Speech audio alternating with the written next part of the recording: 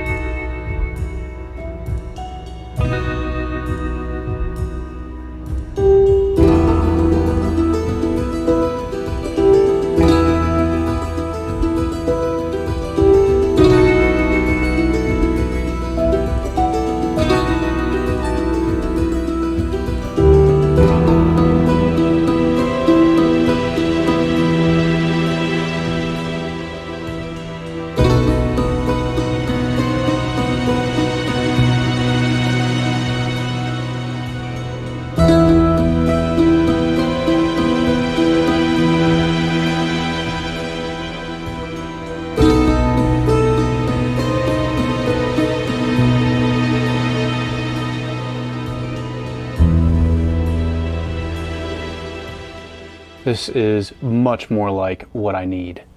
The pommel fitting fits just perfectly, exactly the way I want it. This is good. What I need to do now is drill these holes, drill this counterbore right here on the flat so that this pin can fit right in there.